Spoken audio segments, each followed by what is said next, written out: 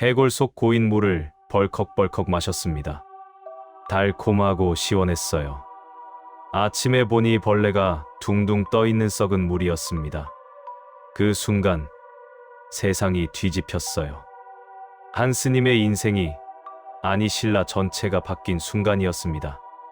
617년 봄, 경상북도 어느 작은 마을. 농부 담날과 아내 말씨 사이에서 아들이 태어났어요. 이름은 서당. 그냥 평범한 시골 아이였습니다. 하지만 이 아이, 보통이 아니었어요. 5살 때부터 글자를 읽기 시작했습니다. 8살이 되자 동네 아이들을 모아놓고 이야기꾼이 됐어요. 야, 너희 세상에 보이지 않는 게 진짜 중요한 거야. 무슨 소리야? 보이지도 않는데 어떻게 중요해? 그게 진리야. 우리 눈에 안 보이는 것들이 진짜 세상을 움직이는 거라고. 동네 어른들이 고개를 갸웃했어요. 저 녀석, 대체 어디서 저런 말을 배웠대? 15살이 되던 해, 서당이 집에 왔습니다. 표정이 심각했어요. 어머니, 아버지, 말씀드릴 게 있어요. 뭐냐? 저, 스님이 되고 싶어요. 숟가락을 떨어뜨리는 소리가 났습니다. 어머니 말씨가 벌떡 일어났어요. 뭐라고? 너는 우리 외아들이야. 대를 이어야지. 죄송해요. 하지만 제 길은 그쪽이 아닌 것 같아요. 아버지 담날이 한숨을 쉬었습니다. 정말 가야겠니? 네. 부모님은 울었어요. 하지만 막을 수 없었습니다. 며칠 후 서당은 머리를 깎았어요. 반질반질한 대머리가 됐죠. 새해 이름을 지었습니다. 원효. 처음 해가 뜬다는 뜻이었어요. 좋아. 나는 이제 원효다. 원효는 공부벌레였습니다.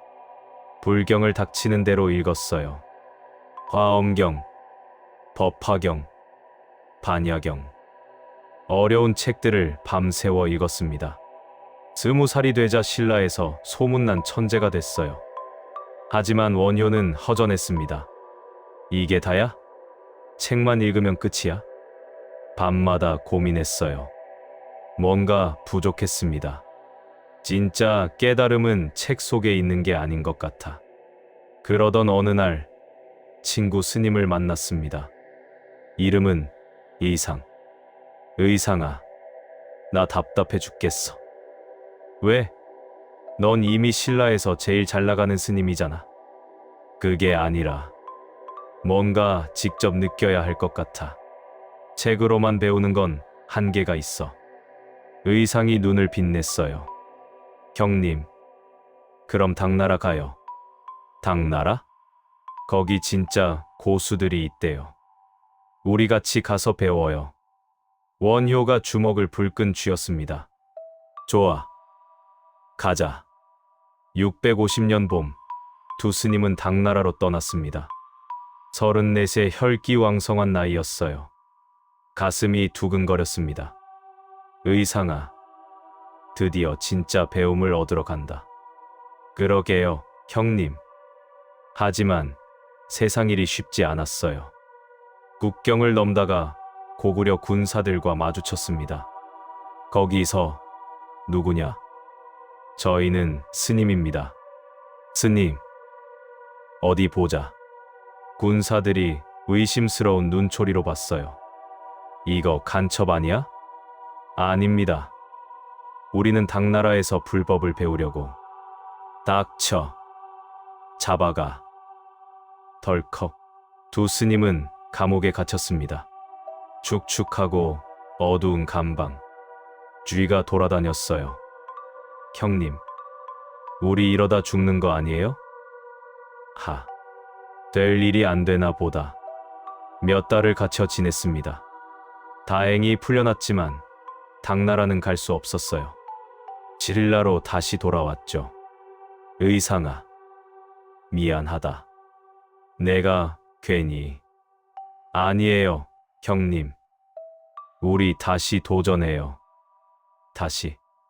네. 이번엔 꼭 성공할 거예요. 10년이 흘렀습니다. 661년. 두 스님은 다시 도전했어요. 이번엔 바닷길을 택했습니다. 육로는 위험해. 이번엔 배를 타자. 배에 올랐습니다. 출발. 파도가 출렁였어요. 배가 흔들렸습니다.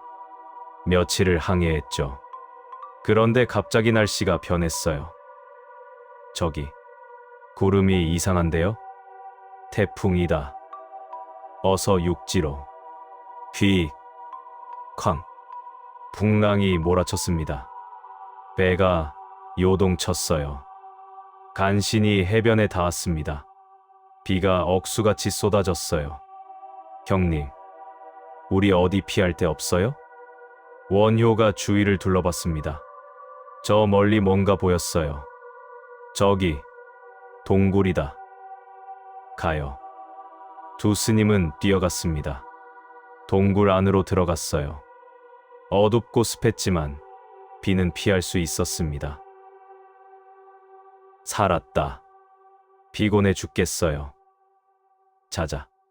내일 다시 출발하면 돼. 두 스님은 바닥에 누웠습니다.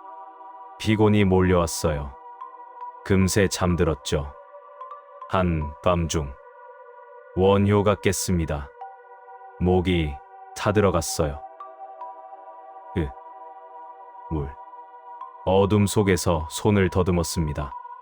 허공을 더듬다가 뭔가 잡혔어요. 이게 뭐지? 바가지 같았습니다.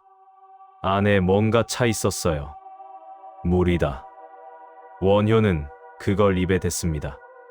벌컥벌컥 마셨어요. 아, 시원해. 완전 꿀맛이야.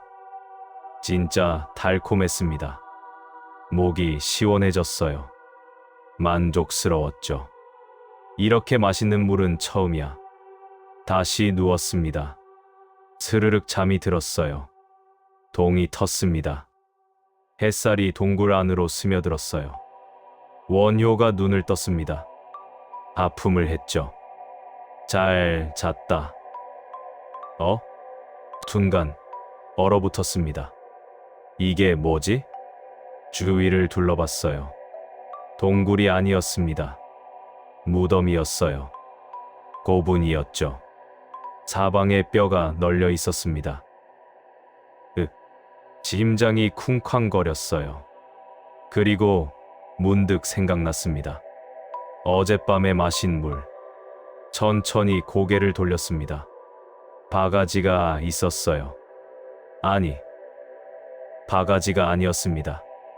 해골이었어요. 두개골에 빗물이 고여 있었던 겁니다. 벌레가 둥둥 떠 있었어요. 이끼가 끼어 있었죠. 물은 탁하고 더러웠습니다. 으억. 원효가 구토했습니다. 위장이 뒤집혔어요. 토하고 또 토했습니다. 우엑. 한참을 토하고 나서야 멈췄어요. 온몸에 식은땀이 났습니다. 의상이 깼어요. 형님, 무슨 일이에요? 원효는 대답하지 못했습니다. 그냥 멍하니 앉아 있었어요. 어젯밤 그 물은 달콤했습니다. 굴맛이었어요. 세상에서 제일 맛있는 물이었죠. 지금 보니 더러웠습니다. 벌레 떠 있고 썩은 냄새 나는 물이었어요. 물은 똑같았습니다. 변한 건 하나뿐이었어요. 원효의 마음. 그래. 번쩍. 머릿속에 번개가 쳤습니다. 모든 게 한순간에 명쾌해졌어요. 마음이구나. 네, 형님. 무슨 마음이요? 마음이 만드는 거야. 원효가 벌떡 일어났습니다. 눈이 번쩍였어요. 어젯밤 난 그 물이 맛있다고 생각했어. 정말 맛있었어. 근데 지금은 더럽잖아. 물은 똑같아. 변한 건 내 마음이야. 그게 무슨. 모든 게 마음이 만드는 거야. 좋다, 나쁘다, 맛있다, 더럽다. 전부 내 마음이 만들어낸 거라고. 의상이 어리둥절했어요. 형님, 아직 토한 게 덜 나온 거 아니에요? 아니야. 깨달았어? 원효가 웃었습니다. 크게 웃었어요. 하하, 세상에는 오직 마음만 있구나. 모든 법은 오직 마음의 인식일 뿐이야. 형님, 의상아. 원효가 의상을 똑바로 봤습니다. 나 돌아간다. 네, 여기까지 왔는데요. 갈 필요 없어. 진리는 멀리 있는 게 아니야. 바로 내 마음속에 있었어. 하지만 자네는 가게, 당나라 가서 열심히 배워. 난 이제 알았어. 더 갈 필요가 없다고. 의상은 이해할 수 없었습니다. 하지만 원효의 눈빛이 달랐어요. 뭔가 완전히 바뀌어 있었습니다. 알겠습니다, 형님. 조심히 가세요. 자네도. 두 사람은 헤어졌습니다. 의상은 당나라로, 원효는 신라로 돌아갔어요. 그리고 원효의 인생이 완전히 뒤집혔습니다. 신라로 돌아온 원효는 달랐어요. 절에만 틀어박혀 있지 않았습니다. 밖으로 나갔어요. 불교는 절 안에만 있으면 안 돼. 백성들한테 가야지. 다른 스님들이 깜짝 놀랐습니다. 원효 스님, 어디 가세요? 시장. 시장이요? 왜요? 사람들한테 불법을 전하러. 예. 거기는 시끄럽고 더러운 곳인데. 그래서 더 가야지. 원효는 시장으로 갔습니다. 북적북적한 곳이었어요. 생선 파는 소리, 떡 파는 소리, 사람들 웃음소리가 뒤섞였죠. 여러분, 잠깐만 들어보세요. 원효가 큰 소리로 외쳤어요. 사람들이 돌아봤습니다. 스님이 왜 여기 계세요? 여러분, 부처님이 어디 계신지 아세요? 절이요? 아닙니다. 여러분 마음속에 계세요. 에이, 스님. 우리 같은 천한 놈들 마음에 부처님이 계실 리 없어요. 원효가 웃었어요. 아니에요. 모든 사람 마음속에 부처님이 계셔요. 양반이든 천민이든 상관없어요. 사람들이 웅성거렸습니다. 진짜요? 그럼요. 마음만 바꾸면 여러분도 부처님이 될 수 있어요. 진기했습니다. 다른 스님들은 어려운 한자 경전만 읽어댔거든요. 하지만 원효는 달랐어요. 쉬운 말로 풀어서 이야기했습니다. 우와, 스님 말씀 쉬워요. 알아듣겠어. 원효는 기뻤어요. 더 열심히 다녔습니다. 시장, 술집, 기생집, 어디든 사람이 있는 곳이면 갔어요. 다른 스님들이 혀를 찼습니다. 원효가 미쳤나? 스님이 술집에 가다니. 기생집까지 간다던데? 제 통도 없이. 하지만 원효는 신경 쓰지 않았어요. 오히려 노래를 불렀습니다. 누가 자루 없는 도끼를 내게 주리요. 박자를 맞췄어요. 하늘을 떠받치는 기둥을 깎으리라. 사람들이 몰려들었습니다. 와, 스님이 노래를 불러. 재미있네. 같이 불러요. 원효의 노래는 신라 전역으로 퍼졌어요. 사람들이 따라 불렀습니다. 걸림없는 노래라는 뜻의 제목이 붙었죠. 그러던 어느 날 궁궐에서 사람이 왔습니다. 원효 스님, 전하께서 뵙고 싶어 하십니다. 왕이요? 궁궐로 갔어요. 무열왕이 기다리고 있었습니다. 원효, 그대 소문 들었소. 무슨 소문 말씀이십니까? 거리에서 백성들과 어울린다면서? 네, 전하. 불법은 모든 백성의 것이니까요. 왕이 고개를 끄덕였어요. 좋소. 그런데 부탁이 하나 있소. 말씀하십시오. 왕이 목소리를 낮췄습니다. 내 딸 요석공주를 아시오? 예, 들어봤습니다. 공주가 과부요. 남편이 일찍 죽었소. 아, 그대 같은 지혜로운 사람의 아이라면 신라의 큰 인재가 될 것 같소. 공주에게 아이를 낳게 해주시오. 원효가 눈을 깜빡였습니다. 저한테 아이를요? 그렇소. 이건 나라를 위한 일이오. 엄청난 요청이었습니다. 스님한테 아이를 낳아달라니요. 하지만 원효는 거절하지 않았어요. 알겠습니다. 다음 날 원효는 요석공주가 지나가는 길에 있었습니다. 공주가 걸어왔어요. 그때 원효가 일부러 넘어졌습니다. 아이쿠, 철퍼덕. 진흙탕에 넘어졌어요. 옷이 더러워졌습니다. 아이고, 옷이 엉망이네. 어디 가서 빨아야 하나. 공주가 멈춰 섰습니다. 스님, 괜찮으세요? 아, 공주마마. 제 집에 오셔서 옷 바르세요. 원효가 고개를 들었어요. 두 사람의 눈이 마주쳤습니다. 뭔가 스쳤어요. 그럼, 그러겠습니다. 그렇게 둘은 인연을 맺었습니다. 몇 달 후, 공주마마께서 임신하셨다.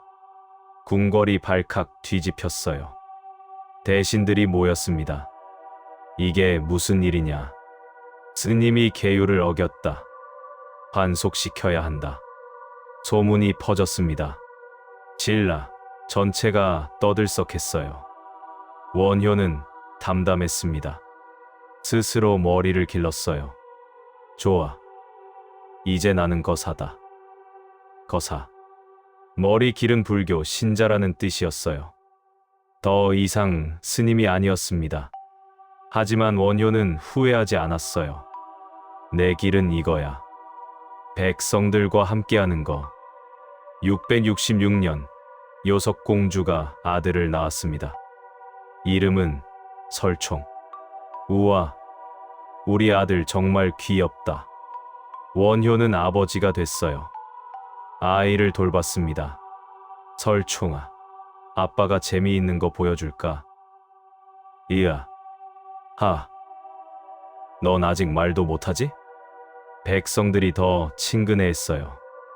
원효 스님도 우리랑 똑같네. 아이도 키우시고. 진짜 사람 냄새 나는 스님이야. 원효는 아이를 키우면서도 불법을 전했습니다. 그리고 밤에는 책을 썼어요. 삐걱삐걱. 촛불 아래서 붓을 들었습니다. 불교 철학책을 쓰기 시작했죠. 1권, 2권, 10권, 100권. 어마어마한 양을 썼어요. 특히 화해시키는 생각이라는 개념을 만들었습니다. 당시 불교는 여러 파로 나뉘어 싸우고 있었거든요. 우리가 옳다. 아니, 우리가 진리다. 원효가 나섰어요. 여러분, 왜 싸우세요? 저놈들이 틀렸으니까요. 틀리지 않았어요. 모두 옳아요. 네. 원효가 비유를 들었습니다. 장님, 여러 명이 코끼리를 만진다고 생각해 보세요. 한 사람은 다리를 만져요. 기둥 같다고 하죠. 다른 사람은 코를 만져요. 밧줄 같다고 해요.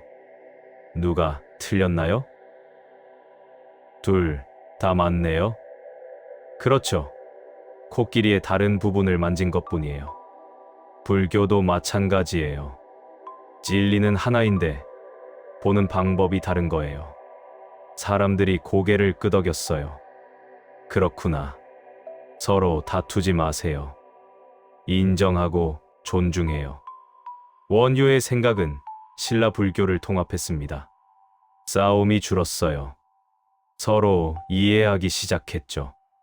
세월이 흘렀습니다. 원효는 70세가 넘었어요. 머리는 백발이 됐습니다. 허리도 굽었죠. 하지만 여전히 거리를 다녔어요. 할아버지 스님, 오냐, 왔구나. 아이들이 따랐습니다. 원효는 아이들에게 이야기를 들려줬어요. 어느 날, 원효는 분황사에 있었습니다. 몸이 좋지 않았어요. 설총이 왔습니다. 이제 중년이 된 아들이었죠. 아버님, 괜찮으세요? 응. 설총아, 얼굴이 안 좋으신데. 원효가 손을 흔들었어요. 괜찮다. 때가 된 것 같구나. 네, 곧 떠날 것 같아. 설총의 눈에 눈물이 고였습니다. 아버님, 그런 말씀 마세요. 걱정 마라. 육신은 떠나도 마음은 영원하니까. 원효가 빙그레 웃었어요. 내가 한 말 기억하지? 모든 건 마음이 만든다고. 네, 내 마음은 여기 남는다. 너희들 마음속에, 백성들 마음속에. 686년 봄. 원효는 조용히 눈을 감았습니다. 70세였어요. 설총이 울었습니다. 백성들이 울었어요. 진라 전체가 슬퍼했습니다. 원효 스님이 돌아가셨대. 우리의 스승님이. 장례식은 성대했습니다. 왕부터 천민까지 모두가 왔어요. 모두가 원효를 보냈습니다. 설총은 아버지의 시신을 화장했어요. 그리고 뼈로 작은 상을 만들었습니다. 분황사에 모셨죠. 며칠 후 이상한 일이 일어났습니다. 설총이 상 앞에 있었어요. 그때 상이 움직였습니다. 고개가 돌아갔어요. 북쪽을 봤습니다. 그러고는 다시 정면을 봤죠. 이게 무슨... 그날 밤 의상이 돌아왔습니다. 당나라에서 오랜 유학을 마치고 온 거예요. 북쪽 바다로 배를 타고 왔죠. 설총이 깨달았습니다. 아, 아버지께서 의상 스님을 기다리셨구나. 원효와 의상, 친구였던 두 스님. 하나는 해골바가지에서 깨달음을 얻었고 하나는 당나라에서 배웠어요. 둘의 우정은 죽어서도 이어졌습니다. 지금도 분황사에 가면 원효의 흔적이 있어요. 1000년이 넘었지만 그의 정신은 살아 있습니다. 해골바가지 물 한 모금. 그게 뭐라고요? 하지만 그 한 모금이 원효를 바꿨어요. 진라를 바꿨죠. 한국 불교를 바꿨습니다. 마음이 만든다. 어제는 맛있던 물, 오늘은 더러운 물. 물은 똑같아요. 우리 마음이 다른 거죠. 세상도 그래요. 세상이 힘든 게 아니에요. 우리 마음이 힘들다고 느끼는 겁니다. 원효는 규칙을 깼어요. 술집도 가고 결혼도 하고 아이도 낳았죠. 다들 욕했습니다. 하지만 원효는 개의치 않았어요. 형식보다 본질이 중요하니까요. 누가 자루 없는 도끼를 내게 주리요. 하늘을 떠받치는 기둥을 깎으리라. 걸림없는 노래. 원효의 노래예요. 우리도 그렇게 살 수 있을까요? 남의 눈치 안 보고 틀에 갇히지 않고 자유롭게요. 어렵겠죠. 하지만 한 번쯤 생각해봐요. 지금 우리를 가두는 건 세상이 아니라 우리 마음일지도 몰라요. 오늘 밤 원효의 노래가 들려오는 것 같습니다. 1000년을 넘어서요. 걸림없이 살고 싶습니다. 원효처럼요.